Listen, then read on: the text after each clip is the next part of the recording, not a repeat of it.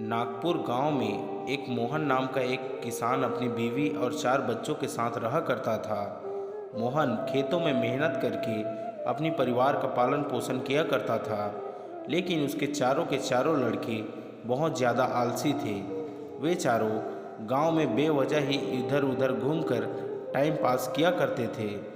एक दिन रामलाल ने अपनी पत्नी से कहा कि फिलहाल तो मैं खेत जा रहा हूँ, लेकिन मेरे जाने के बाद इन चारों का क्या होगा। इन्होंने तो कभी मेहनत करी ही नहीं है।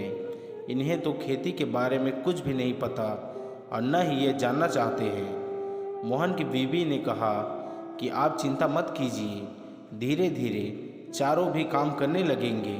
समय बीता और मोहन के बेटों ने कोई काम नहीं सीखा। एक बार मोहन बहुत बीमार हो गया। उसकी बीमारी बढ़ती ही गई। उसने अपनी बीवी को बोला कि वह चारों बेटों को बुला कर लाई। चारों ने आने के बाद मोहन बोला, मैं आज तुम्हें एक राज बताने वाला हूँ। शायद अब मैं ज़्यादा दिनों तक बच नहीं पाऊँगा।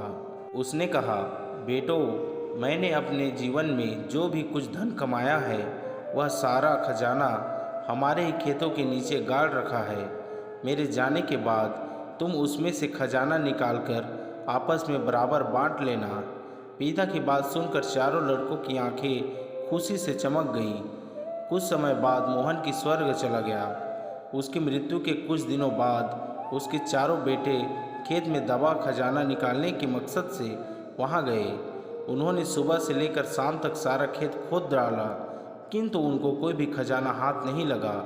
सभी ने घर आकर अपनी माँ से कहा, माँ, पिताजी ने हमसे झूठ क्यों बोला? खेत में हमें कोई भी फूटी कौड़ी भी नहीं मिली। माँ ने कहा कि तुम्हारे पिताजी के इस घर और खेत के अलावा कोई खजाना नहीं है।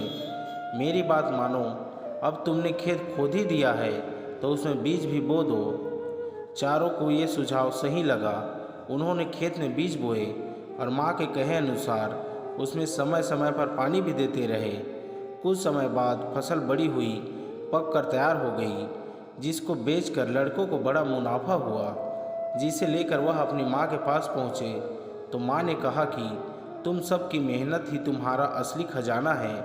यही तुम्हारे पिताजी तुमको अपने आखिरी समय में समझाना चाहते थे। दोस्तों, आशा करता हूँ कि यह कहानी आपको भी समझ में आई होगी। वीडियो को पूरा देखने के लिए आप सभी का धन्यवाद। कृपया हमारे YouTube चैनल को सब्सक्राइब करके रखें।